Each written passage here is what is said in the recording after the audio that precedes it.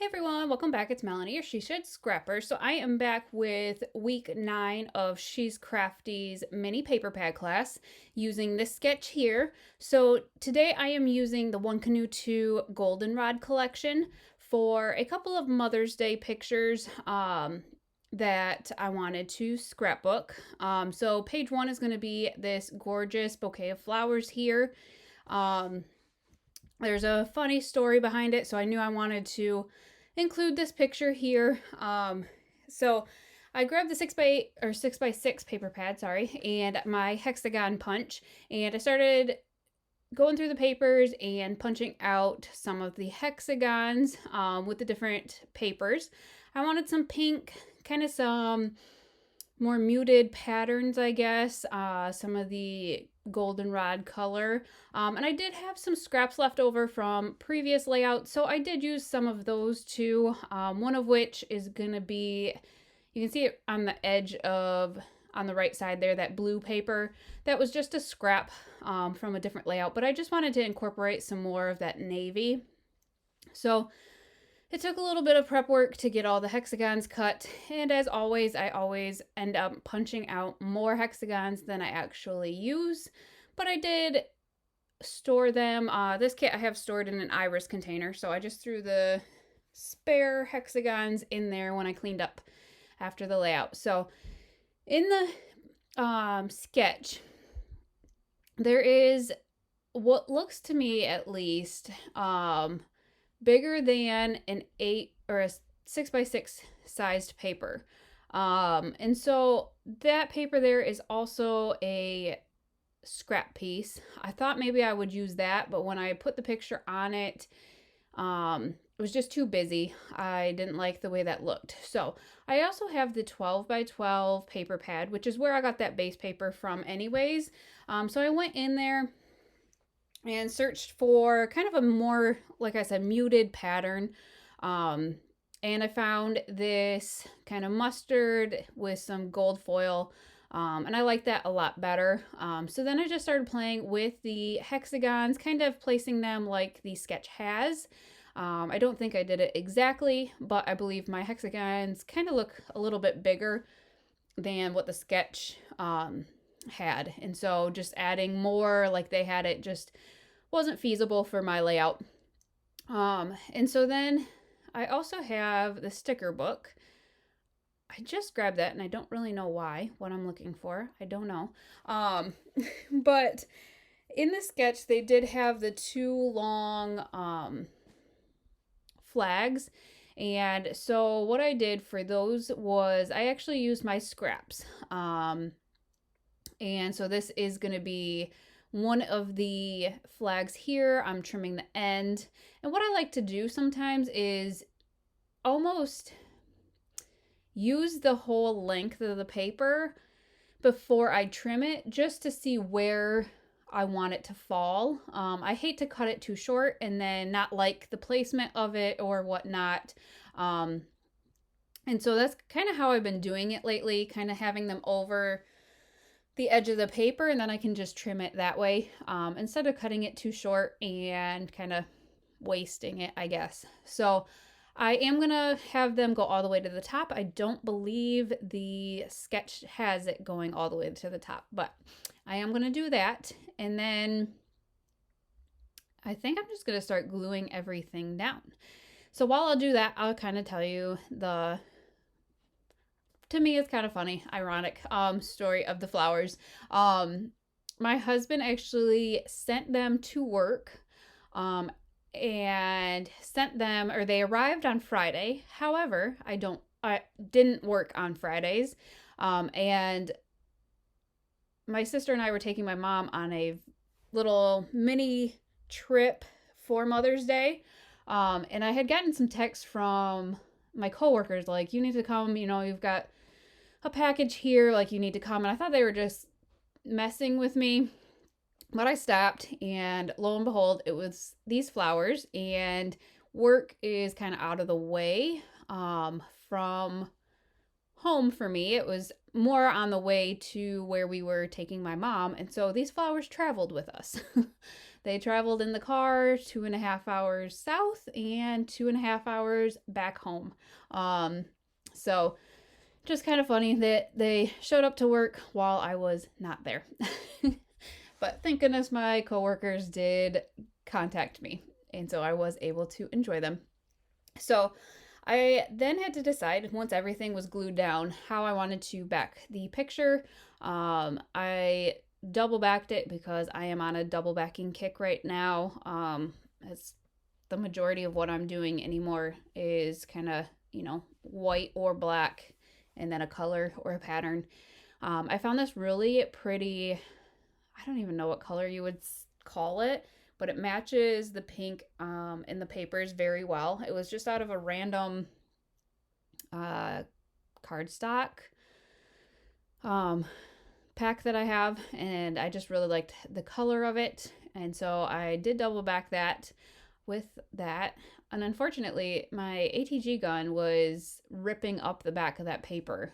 I'm thinking maybe I just go too fast because I have one of those smaller tape runners from Hobby Lobby, and if I go slow with that, it works fine. So maybe I'll try if I use that again, or even Basil lately has been kind of ripping up the paper, so I'll try to go slower next time maybe. So there's a tip if that's happening to you, try slower. So I kind of have obviously different pictures size than the layout, but again, I tried to kind of incorporate the hexagons where the sketch had them. And to be quite honest, the hexagons are quite busy and are embellishments in themselves. So once I get these kind of trimmed, I think I set it aside and work on page 2, because like I said, it is quite busy. And although I have the ephemera pack, the sticker sheet, and that big sticker book at the top, nothing stood out to me as to what I wanted to, I don't know, I just didn't want to put it on the layout. So if you've been watching my take on the mini paper pad class the last 8 weeks, you've probably kind of seen that I am taking the sketch and almost mirroring it or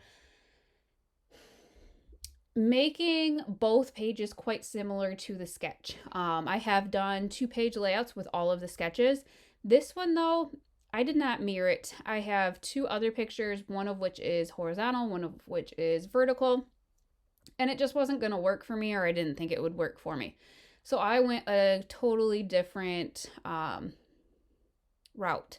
So those are the 2 pictures. So once I got back from the quick trip with my mom, on Mother's Day, my husband and the kids and I went out to our property, which is on just a little pond, I guess I'll call it, and we just took the boat out and just kind of trekked through the woods.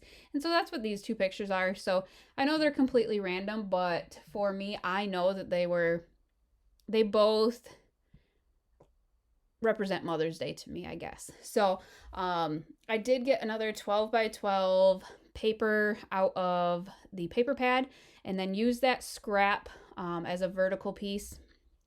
And again, I'm just double backing, and I am going to use that pink again because I did have enough, and I just think it matches those flowers on that right hand page, that big strip, perfectly. So I did want to, use up the pink, I guess.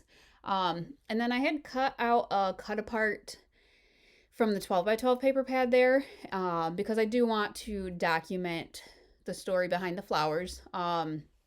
And so I decided, well, you kind of saw, I actually had to pick through the garbage to get the strips or the scraps I had cut off of the hexagons from page 1. I did carry them over to page 2 because it is a 2-page layout, so I figured it would be an easy way to kind of incorporate the 2 pages, not only with the same kind of papers, but have the hexagons carry over from page to page.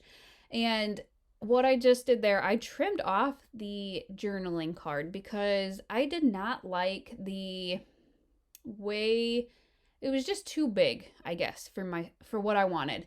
And so I trimmed it down. There is a gold strip all the way around. So that was kind of my, oh, I don't know, that's where I trimmed it up to, I guess. And I like it so much better the way it is here, with that kind of silverish or grayish piece cut off. So I am going to kind of layer these 3 pieces here, into kind of, not really a grid, but just layer them. And I don't know, I just really like the way that this turned out. Especially the 2 pages together with the hexagons and whatnot. So once I get this all done, I think I'm just going to kind of play with the hexagons again. As you can see, I have a ton left over. I am going to use some here, but I do have quite a few left still. So I am just going to fill in some of the open spaces with the hexagons.